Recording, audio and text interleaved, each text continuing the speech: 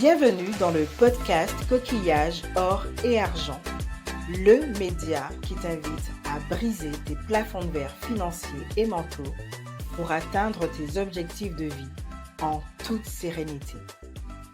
Ici, tu embarques pour une odyssée où la richesse se révèle bien au-delà des pièces et des billets.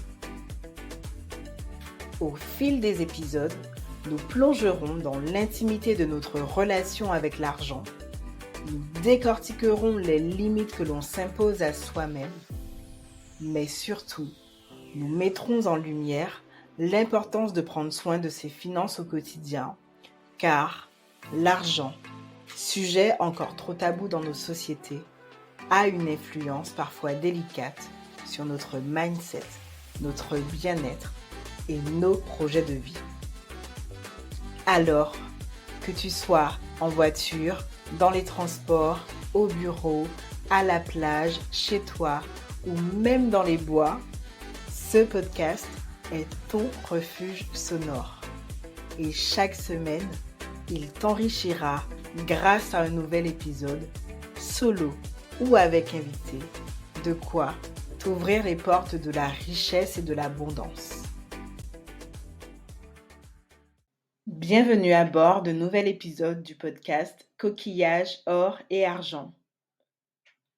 Aujourd'hui, c'est un peu particulier car je souhaite juste te faire part d'un poème qui a marqué mon enfance et peut-être le tien, surtout si tu as grandi en France. Alors, j'en parle très peu pour l'instant car je suis toujours en pleine exploration, en pleine compréhension.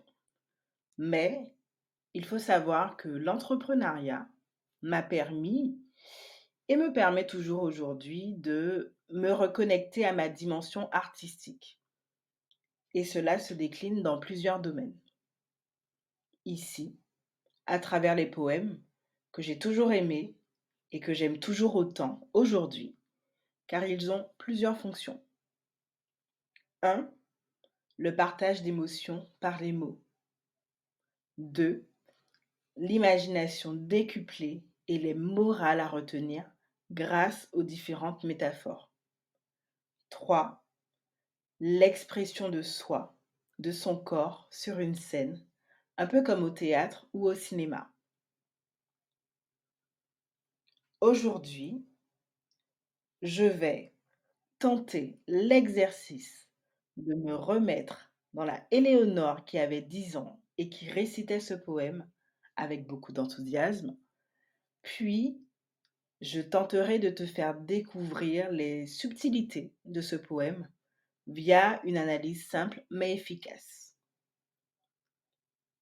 Et pour celles et ceux qui sont perdus, je vous rassure, on va bien parler d'argent. C'est parti.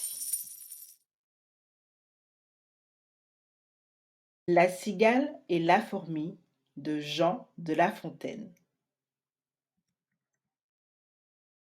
La cigale, ayant chanté tout l'été, se trouva fort dépourvue quand la bise fut venue. Pas un seul petit morceau de mouche ou de vermisseau. Elle alla crier famine chez la fourmi sa voisine, la priant de lui prêter quelques grains pour subsister jusqu'à la saison nouvelle. Je vous paierai, lui dit-elle, avant l'août, foi d'animal, intérêt et principal. Mais la fourmi n'est pas prêteuse. C'est là son moindre défaut. Que faisiez-vous au temps chaud dit-elle à cette emprunteuse. Nuit et jour, à tout venant, je chantais, ne vous déplaise. Vous chantiez, j'en suis fort aise. Eh bien, dansez maintenant.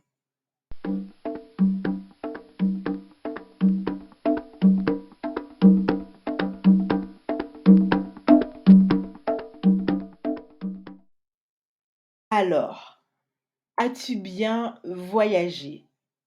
Qu'as-tu ressenti? T'es-tu plonger dans tes souvenirs d'enfance? En tout cas, ce poème, c'est l'un des poèmes qui m'a marquée et que j'ai retenu avec beaucoup de facilité. Et aujourd'hui, grâce à ma casquette de Money Coach, je le redécouvre sous un autre prisme et je te fais ce partage. Es-tu prêt? Es-tu prête pour l'analyse avec des yeux d'adulte? Yes! Si tu as écouté les épisodes précédents, tu as sans doute remarqué que j'avais parlé rapidement dans l'épisode 2 de ces deux profils lorsqu'on abordait les sujets d'argent dans le couple. Cigale, fourmi, où te situes-tu, toi? Es-tu plutôt cigale qui chante tout l'été, c'est-à-dire qui se fait plaisir, se sent vivante en dépensant sans compter, sans se soucier du lendemain? Ou au contraire, es-tu la fourmi qui travaille, qui est très économe, trop économe, qui met de l'argent de côté en cas de coup dur, qui accumule, amasse, car elle a un grand besoin de sécurité? Si tu n'arrives pas à choisir, si tu te sens un peu des 2, c'est normal.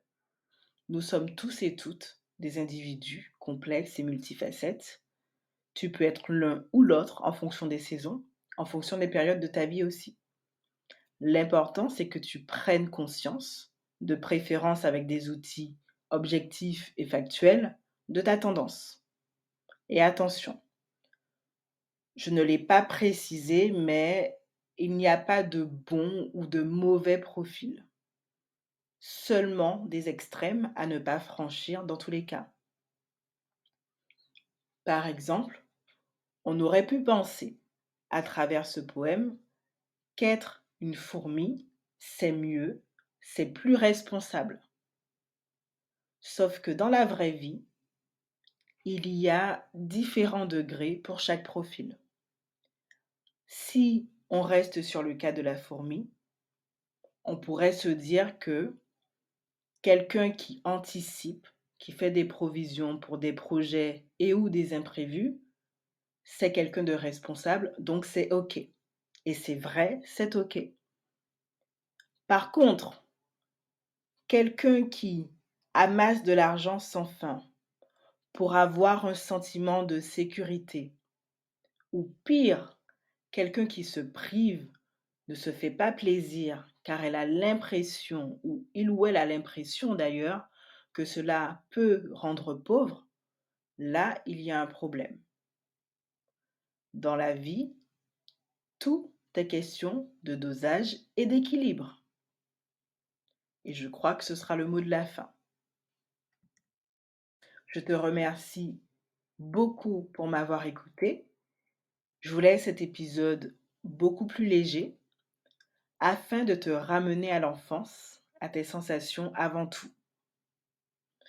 Sache tout de même que d'autres profils financiers existent au-delà de la cigale et de la fourmi, et chaque profil a un impact sur ton quotidien, tes projets, ton business, tes choix de vie. Si tu veux en savoir plus, n'hésite pas à me contacter pour faire ton diagnostic complet de ta relation à l'argent. Et avant de te laisser, j'ai tout de même quelques questions pour toi qui m'écoutes. 1. Quel a été ton premier contact avec l'argent?